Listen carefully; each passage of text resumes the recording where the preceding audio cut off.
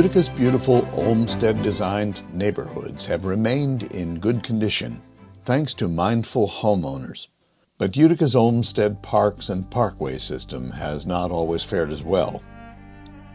Some changes to the system were intentional. Others arose from sheer neglect. This is hardly unusual. Across the country, Olmsted parks, even magnificent Central Park, declined in the second half of the 20th century. Already by the 1930s, Utica's Olmsted system was facing challenges. So the Federal Works Progress Administration, or WPA, invested millions of dollars in improving it. The WPA built public swimming pools, paved miles of previously dirt park roads, and built Olmsted-style stone construction public restrooms in the parks. They also created stone fireplaces for picnickers in the switchbacks, and more stone staircases across the system. And using a design by the renowned architect Robert Trent Jones, the WPA expanded and improved the simple golf course created in Conkling Park in the 1920s.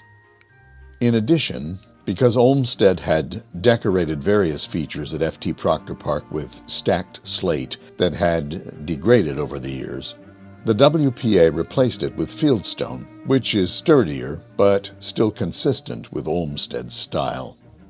However, to diminish seasonal flooding, the WPA eliminated 2 ponds that had been beloved features of F.T. Proctor Park. 3 rotting Olmsted latticework bridges near them were replaced with a single stone bridge, and the original neoclassical gazebo at the end of one of the ponds disappeared. Thereafter, simple neglect exacted a toll.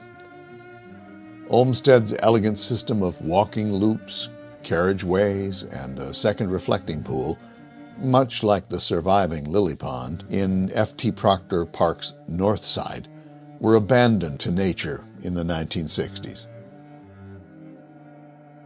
Equally regrettable was the intentional transformation of the Parkway into something more like a crosstown expressway in the early 1970s. Fortunately, it didn't suffer the fate of Buffalo's Olmsted-designed Humboldt Parkway, which was demolished. Still, Utica's Parkway was truncated and reordered, and though it remains beautiful, has lost some of its original charm. The Parkway consisted of 2 parallel roads, each with east and westbound lanes. Thanks to a decision forced on Utica by the New York State Department of Transportation, the southern part of the Parkway became eastbound only, and the northern part became westbound, and visually polluting signs and signals proliferated. Turning lanes were carved out. The stretch of Burstone Road, once known as West Parkway, was widened and lost much of its tree canopy, and little parks around several statues were whittled down. In addition, the elegant Olmsted-designed V-shaped interchange that channeled traffic between Pleasant Street and the Memorial Parkway by the Utica Zoo was eliminated in favor of a charmless S-shaped road. More recently, the New York State Power Authority clear-cut a stretch of forest in Conkling Park along the Parkway to build an educational center. Although a worthy project, its construction in that location irreversibly altered important aspects of Olmsted's design that had helped put Utica's system on the National Register of Historic Places. Despite all this, the news in recent years has been predominantly and increasingly positive. Volunteers are helping to restore and care for these historic public spaces.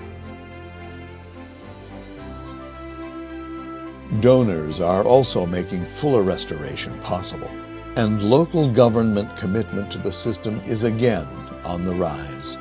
Olmsted City, a local nonprofit, is playing an important part in these efforts by replanting and maintaining neglected beds, creating new ones, installing benches, restoring views long obscured by overgrowth and invasive species, and carrying out ambitious restoration projects, including a multi-year effort to revive the north side of F.T. Proctor Park.